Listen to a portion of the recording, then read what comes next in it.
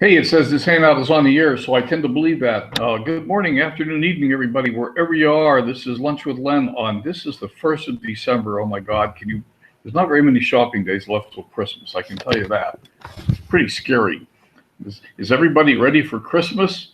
Um, hey, and it looks like our webinar actually launched today, which is also an exciting development. Hi, Rick. Um, this whole business with webinars, it's not webinars on air. We all say webinars on air because they're the people that are standing out front that we're looking at, but it's not their fault. It's really Google that's screwing up the works here for everybody. So hopefully they're going to get this all settled on.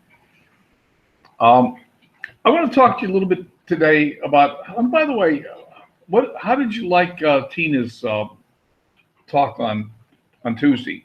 Let me know in the chat what you thought about that. But one of the things that Tina talked a lot about is, being on the phone, making 100 cold calls or at least 100 cold dials a day, not necessarily talking to 100 people, but 100 dials a day, cold calling. And I don't know about you, but that's not something that I have no interest. If I got to do 100, I like it, Chris. But doing 100 cold dials a day, I'm not going to do it. I did buy leads one time and went through a list of 100, and it just wasn't any fun. And if you're not having fun, don't want to do it. But it is necessary that we talk on the phone. It's necessary that we talk to people. So one of the things I want to do today is I want to share with you a few minutes a summary of the 4 major personality types. And they're frequently called red, blue, green, and yellow. And I'm gonna stay away from colors for a minute. Just can't scale up on phone call. I'm not quite sure exactly what that means, Rick, but let me come back to you in a couple minutes. I'm going to share with you some thoughts about the 4 major personality types and how best to approach people in conversations. And in order to do that, yeah, right, Chris, right, yeah. I mean, it's not my style. Not something I'm going to do. I'm going to do a screen share. As you might notice, Laura isn't here today, so I don't have anybody on this side to make sure everything is working right. So I hope you can see and hear everything. And I could bring one of you over if you wanted to, or we could just wing it and see if I can figure out how to do this without help. You think I've done it enough times by now. Okay, gotcha, Rick. Understood. Well, yeah, except there are these things, these auto dialers that I guess you can get an auto dialer that you don't actually have to do the dials, and you don't do anything until somebody answers, and then you grab it. And I think that's what a lot of these people do, because sometimes my telephone rings and I pick it up and it's a salesperson, and but I pick it up and there's a significant noticeable lag between the time I say hello and the time they answer. And that's the way you know before they even open their mouth that it was an auto dialer. Hey, here I go with a screen share. And so we should be sharing the screen, presenting to everyone. Hopefully everybody can see my screen. And I'm going to turn on a little bit of a slideshow, which I hope you can all see. And I'm going to talk a little bit about the 4 personality types. Now, like I said, most people think of these as red, green, blue, and yellow, and I'm going to call them the aggressive go-getter, the analytical, the people pleaser, and the fun lover. And the reason I'm going to do that is there is some confusion out there that I haven't been able to reconcile between a couple of these colors and what their real personalities are. So people, especially the blue and yellow, seem to get somewhat confused. So I'm going to unconfuse them a little bit by not assigning colors today. The aggressive go-getter is, everybody agrees on that one. That one's the red. That's the red person. That's the charger. That's the person who wants to be at the top of the heap. He or she is going to be at the top of the leaderboard. That's where they're going. Now, I almost said he or she is the leader, but they're not necessarily leaders. They are at the top of the leaderboard, but just being at the top of the leaderboard doesn't make you a leader. Making you a leader is something very different.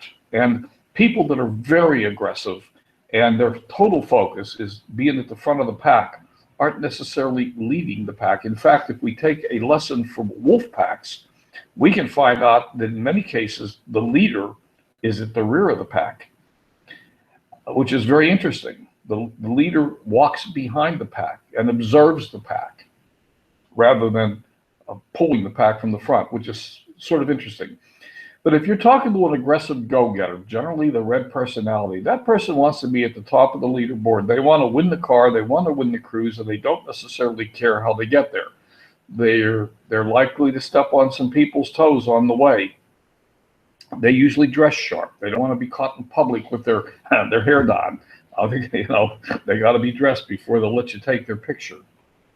And so if you've got one of these kinds of people, either on the phone or in a chat, if you got someone who clearly is focused on winning and being at the top, what do you want to talk to them about? You want to talk to him or her about winning. If you got a guy or a girl that says, yep, I just want to win that car, don't start talking to them about the comp plan. That's of no interest. Now, you may think that talking to them about the comp plan is important because you're going to explain to him what he has to do to win the car. No. You're going to bore him to tears. He's going to run like hell. He's not interested. He doesn't want to go into that level of detail. He just wants to go, go, go. How quickly can I achieve my goal? How quickly can I rank advance?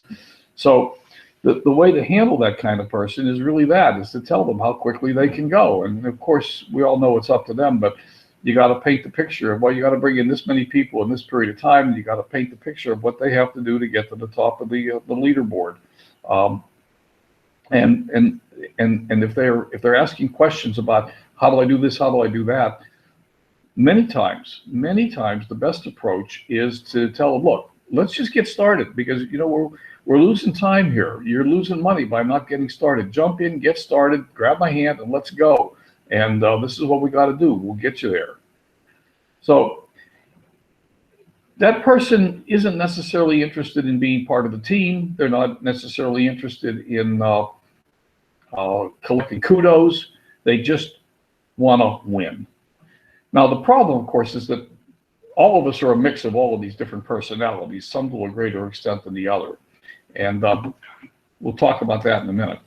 The next type of personality is the one that will drive most of us crazy, and that's generally they're thought of as the greens. They're analytical. They'll drive you crazy. They're accountants. They're lawyers. They want to know and they want to understand every detail. They want to analyze the comp plan, and you can't rush them. And that's the important message here. Whereas with the red guy is gung-ho and wants to go.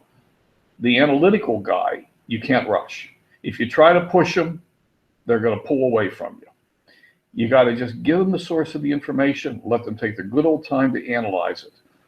They're likely to ask you questions that'll drive you crazy. Like, well, how much do I make if I bring in 12 people in 3 weeks? What is the, if this happens, what is that? They may want to analyze the ingredients.